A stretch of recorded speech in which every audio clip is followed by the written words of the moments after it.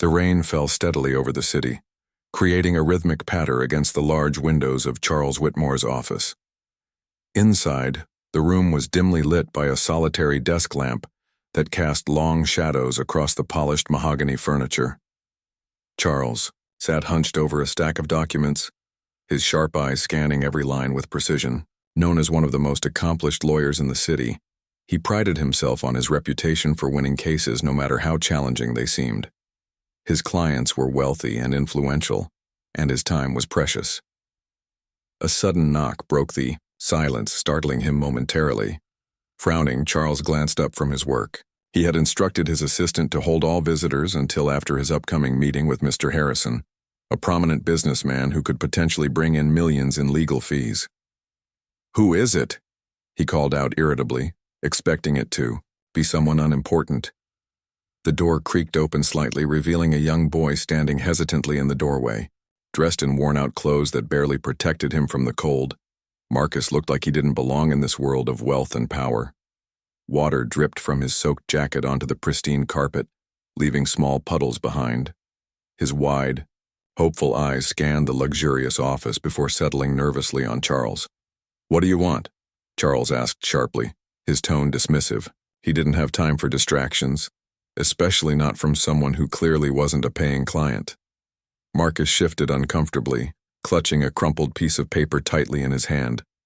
"Sir, I need help," he stammered, his voice trembling with both fear and determination. Charles sighed audibly, leaning back in his chair. "Help? Do you even know what kind of law I practice? This isn't some charity clinic where people walk in off the street." His words cut through the air like a knife, making Marcus flinch visibly. "I'm sorry, sir," Marcus replied softly, lowering his gaze. "But my mom, she's sick, and we can't afford her treatment anymore. Someone told me you might be able to help." Charles raised an eyebrow skeptically. "And why would I do that? What makes you think your problem deserves my attention?" Before Marcus could respond, Charles stood abruptly, his imposing figure towering over the boy. "Listen carefully," he said coldly. "I don't deal with trivial matters or waste my resources on hopeless cases. Now leave. You're wasting your time and mine." Tears welled up in Marcus's eyes, but he quickly blinked them away, trying to maintain whatever dignity he had left. Without another word, he turned around and walked out of the office, closing the door quietly behind him. As he disappeared into the hallway, Charles returned to his seat, shaking his head. To him, the boy was just another faceless stranger, someone unworthy of his valuable time. But little did Charles know, this encounter would soon force him to confront parts of himself he had long ignored. For now, however, he pushed the memory aside, focusing instead on preparing for his meeting with Mr. Harrison. Little did he realize that fate had already begun weaving its threads, connecting lives in ways he couldn't yet imagine. Minutes after Marcus left, the office door opened. Again, this time it was Charles's assistant, Sarah, who peeked in with a polite knock. "Mr. Whitmore, Mr. Harrison is here," she announced, her tone professional but tinged with caution. She had witnessed the earlier exchange with the boy and knew better than to interrupt Charles when he was visibly annoyed. "Send him in," Charles replied curtly, adjusting his tie and forcing a smile onto his face. Appearances mattered in his line of work, and no matter how irritated he felt, he couldn't afford to let it show in front of a potential client like Mr. Harrison. A tall, well-dressed man entered the room, exuding confidence and authority. His tailored suit spoke volumes about his success, and his sharp gaze immediately took in every detail of Charles's office. The expensive furniture, the shelves lined with leather-bound books, and the framed certificates adorning the walls. Everything screamed power and prestige, which was exactly what Mr. Harrison valued most. "Mr. Whitmore," Mr. Harrison greeted him with an extended hand. "I've heard great things about you." Charles stood up, shaking the man's hand firmly. "Thank you for coming, Mr. Harrison. Please have a seat." He gestured toward one of the plush chairs opposite his desk, maintaining his practiced charm. "How can I assist you today?" As they settled into their conversation, Mr. Harrison explained the reason for his visit. It involved a complex business dispute over intellectual property rights. a case that could potentially earn Charles millions if handled correctly. The lawyer listened intently, asking all the right questions and offering strategic insights that impressed even someone as discerning as Mr. Harrison. But just as Charles thought the meeting was going smoothly, something unexpected happened. As Mr. Harrison reached into his briefcase to pull out some documents, a photograph slipped out and landed on the floor. Both men noticed it at the same time, but it was Charles who picked it up first. The picture showed a smiling young boy standing beside a woman who appeared to be his mother. They were dressed casually, posing happily in front of a modest home. There was something familiar about the boy's face. It reminded Charles of Marcus, though he couldn't quite place why. "That's my nephew," Mr. Harrison said, noticing Charles's lingering gaze. "Marcus. He's a good kid, though life hasn't been easy for him lately. His mother, my sister, is struggling with health issues, and it's been tough on both of them." For a moment, Charles froze, his mind flashing back to the wet, trembling figure who had stood at his door just minutes earlier. Could it really be the same boy? No, it couldn't be. "Could it? I see," Charles murmured, handing the photo back awkwardly. He tried to mask his discomfort, but the resemblance gnawed at him. Mr. Harrison continued, unaware of Charles's internal turmoil. "Anyway, enough about personal matters. Let's get back to business, shall we?" Charles nodded, forcing himself to focus. But as the meeting progressed, his thoughts kept drifting back to Marcus. Why had the boy come to him specifically? And what kind of desperation would drive someone so young to seek help from a complete stranger? When the meeting finally ended, Charles escorted Mr. Harrison to the door, exchanging pleasantries and promises to stay in touch. As soon as the client left, however, Charles returned to his desk, staring blankly at the space where Marcus had stood earlier. For the first time in years, he felt unsettled, not because of the case or the money, but because of the nagging feeling that he might have missed something important. Had he judged Marcus too harshly? Was there more to the boy's story than he'd allowed himself to consider? These questions swirled in Charles's mind, planting seeds of doubt that would only grow stronger as the day went on. After Mr. Harrison left, Charles returned to his desk, but the usual calm and focus that accompanied his work seemed distant now.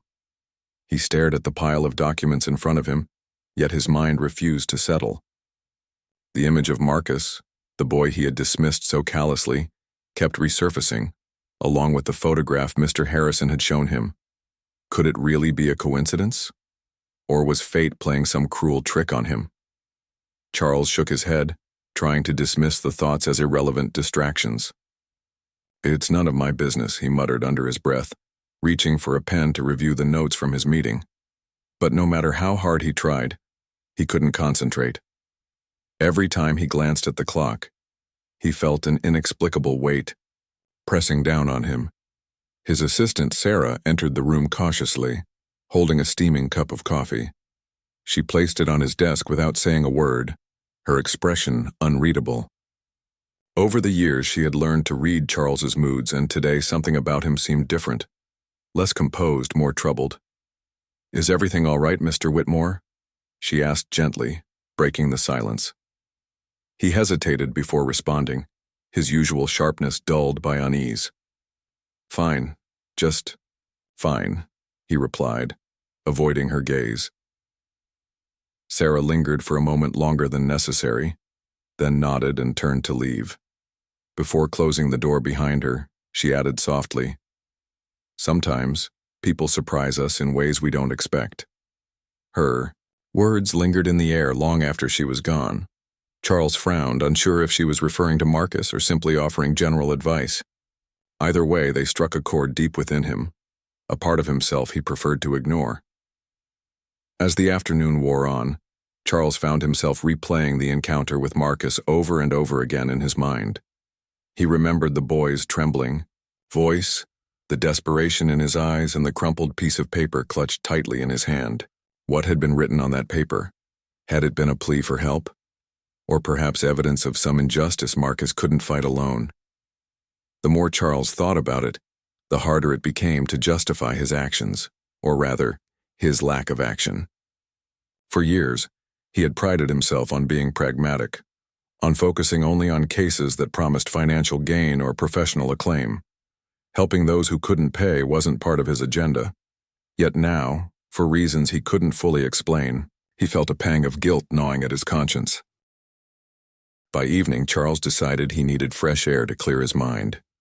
Grabbing his coat, he stepped out of his office building into the cool night breeze.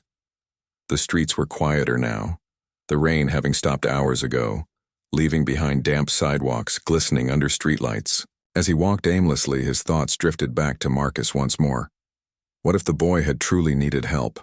What if his mother's condition was dire and there was no one else to turn to? Charles had always told himself that he couldn't save everyone, that the world was full of suffering, and it wasn't his responsibility to fix it all. But tonight, that argument felt hollow, almost selfish. Lost in thought, Charles didn't notice where his feet were taking him until he arrived at a small park nearby. There, sitting on a bench illuminated by a dim lamppost, was a familiar figure, Marcus. The boy looked even smaller in the vast emptiness of the park, his shoulders hunched as though carrying the weight of the world. For a moment, Charles considered turning around and leaving. After all, what could he possibly say? But something stopped him. Maybe it was curiosity, or maybe it was the lingering guilt that refused to fade. Whatever it was, he found himself walking toward the bench instead. "Marcus?" he called out tentatively, his voice softer than usual. The boy looked up, startled. Recognition flickered across his face, followed by a mixture of fear and resignation. "Mr. Whitmore," he murmured, clutching the same crumpled paper closer to his chest. Charles sat down beside him, unsure of what to say next. For the first time in years, he felt completely out of his depth. But one thing was certain. This conversation would change everything for both of them. The park was quiet, save for the distant hum of traffic and the occasional rustle of leaves stirred by a gentle breeze. Charles sat awkwardly beside Marcus, unsure how to begin. The boy's presence unnerved him, not because Marcus posed any threat, but because his very existence challenged everything Charles believed about control, success, and responsibility. "Why? Are you still out here?" Charles asked finally, breaking the silence. His tone wasn't harsh this time, though it carried an edge of discomfort.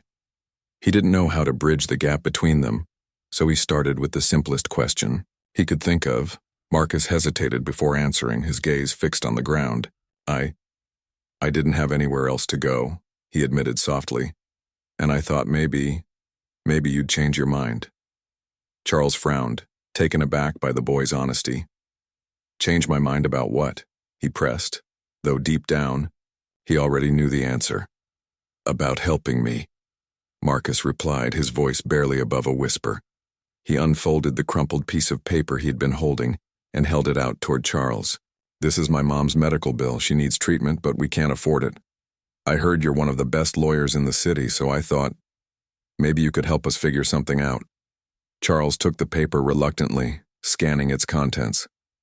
It detailed a staggering amount of debt, far beyond what most families could handle. At first glance, it seemed hopeless, a financial burden that would crush anyone unlucky enough to face it. Yet as he read further, he noticed something unusual. There were discrepancies in the billing statements, irregularities that suggested possible errors, or worse, exploitation. For a moment, Charles felt a flicker of professional intrigue. This wasn't just a case of bad luck, it was a puzzle waiting to be solved. But then reality hit him like a wave. He wasn't here to solve puzzles for free. Helping Marcus wouldn't bring him fame or fortune. In fact, it might even cost him time and resources he couldn't spare. Still, something inside him refused to walk away. Perhaps it was the memory of Mr. Harrison's words earlier that day, how Marcus was his nephew, a good kid caught in a difficult situation. Or perhaps it was the vulnerability in the boy's eyes, the kind of raw emotion Charles hadn't allowed himself to feel in years. "I'm not sure what you expect me to do," Charles said slowly, handing the paper back to Marcus. "Even if I wanted to help, and I'm not saying I do, there's no guarantee I could make a difference." Marcus nodded, his expression resigned. I understand, he said quietly. But I had to try. My mom, she's all I've got left. If I don't do something, who will? His words struck a nerve piercing through Charles's carefully constructed walls. For a fleeting second, he saw himself in Marcus, a younger version of himself, struggling against odds he couldn't control. Growing up, Charles had faced hardships too, though he rarely spoke of them. Those memories were buried beneath layers of ambition and success, locked away where they couldn't haunt him. You really care about her, don't you? Charles asked after a long pause, his voice softer now. Marcus looked up, surprised by the question. Of course I do, he replied earnestly. She's done everything for me. Now it's my turn to take care of her. There was a purity in Marcus's devotion that Charles found both inspiring and unsettling.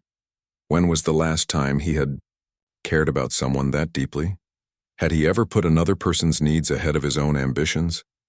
As these thoughts swirled in his mind, Charles made a decision, one he couldn't fully explain, even to himself. All right, he said suddenly, surprising both Marcus and himself. I'll look into it. No promises, but I'll see what I can do. Marcus's eyes widened in disbelief. You mean it? Charles sighed, running a hand through his hair. Yes, I mean it. But don't get your hopes up. This isn't going to be easy. For the first time that evening, a small smile broke across Marcus's face, a fragile yet genuine expression of hope. Thank you, Mr. Whitmore. Thank you so much. As they parted ways, Charles couldn't shake the feeling that he had just stepped onto a path he couldn't predict. Whatever happened next, one thing was certain. Marcus had awakened something in him, something long forgotten but impossible to ignore. The next morning, Charles arrived at his office earlier than usual, the events of the previous night still fresh in his mind. He had spent hours tossing and turning, unable to shake off the weight of his decision to help Marcus. It wasn't just about the boy or his mother anymore. It was about proving something to himself. Could he still care about justice for its own sake, without the promise of wealth or recognition? Sitting at his desk, Charles spread out the crumpled medical bill Marcus had given him. At first glance, it appeared overwhelming, a labyrinth of numbers and charges that seemed designed to confuse rather than inform.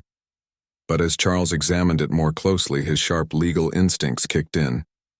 There were inconsistencies everywhere, duplicate charges, inflated fees, and vague descriptions that raised red flags.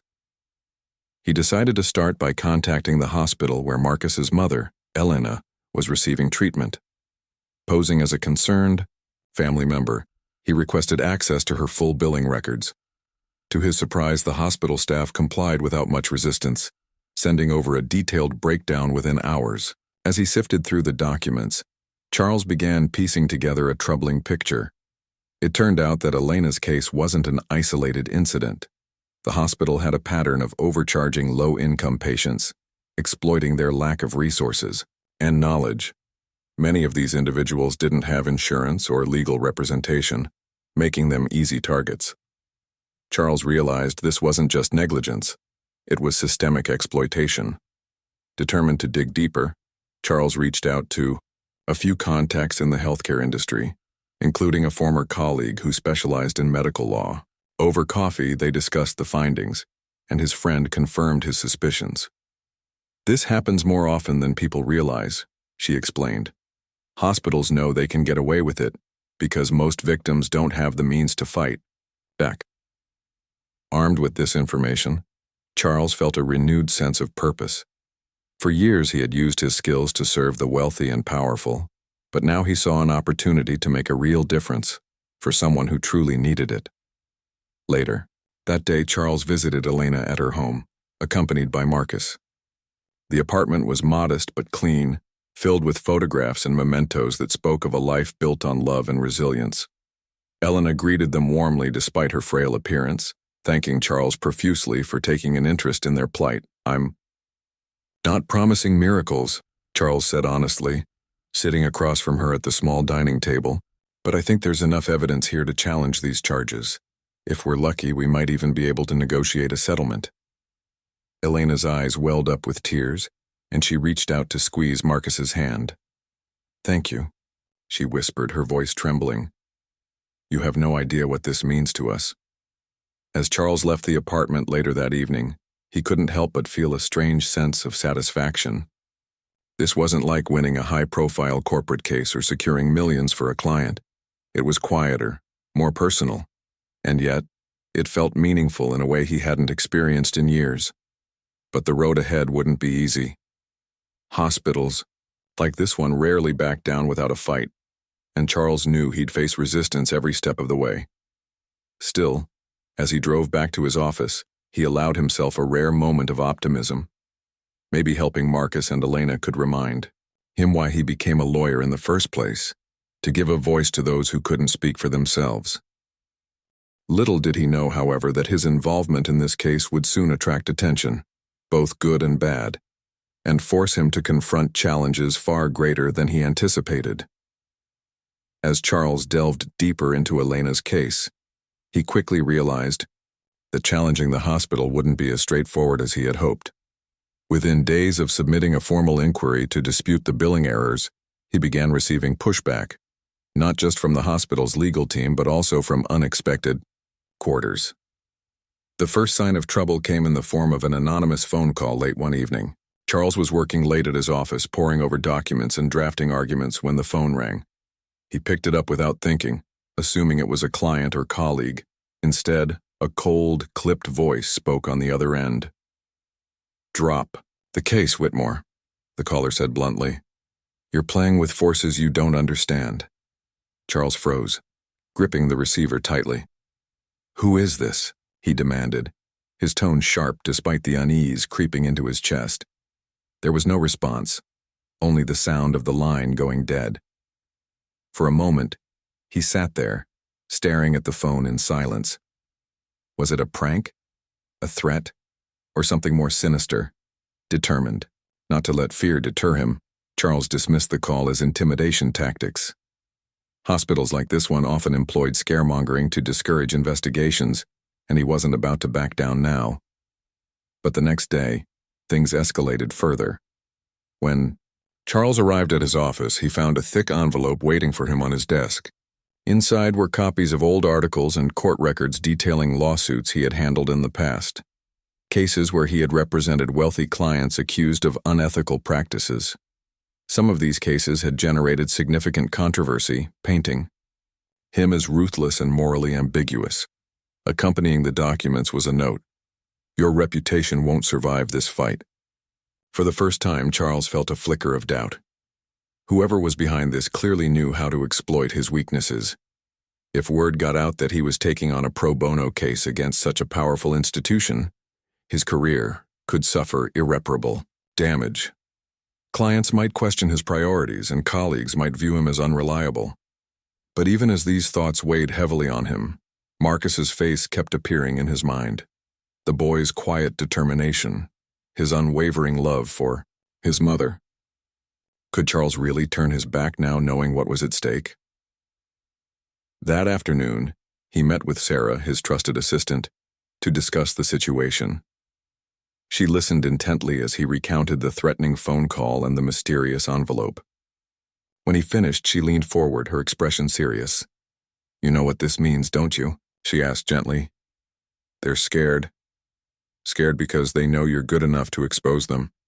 Charles sighed, rubbing his temples. "Maybe.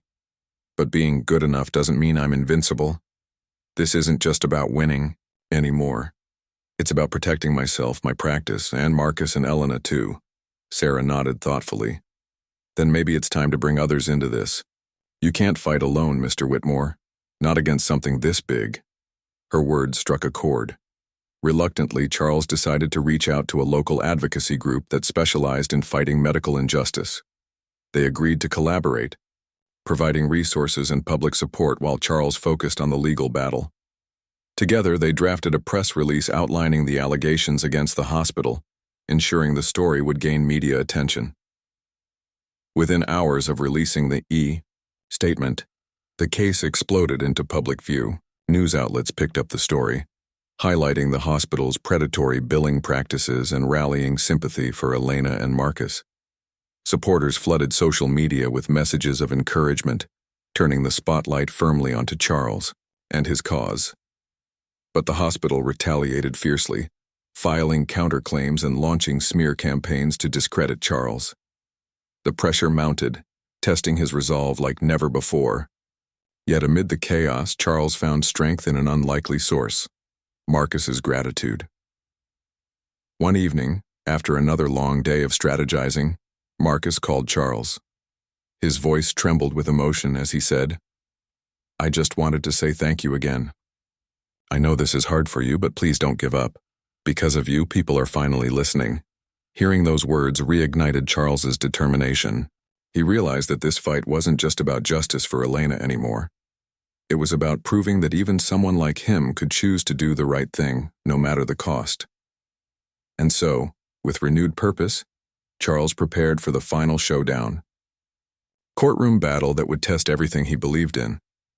Whatever happened next, he knew one thing for certain. He was ready to face it head-on. The courtroom was packed on the day of the trial, buzzing with anticipation. Reporters, activists, and curious citizens filled the rows, eager to witness the outcome of a case that had captured the city's attention. For Charles Whitmore, it was a moment unlike any other in his career, a culmination of weeks of relentless effort, personal sacrifice, and emotional turmoil. As he stood at the podium, Charles felt the weight of every decision he'd made leading up to this moment. He glanced toward Marcus and Elena, seated in the front row. Their faces were tense but hopeful, their eyes locked onto him as though willing him to succeed.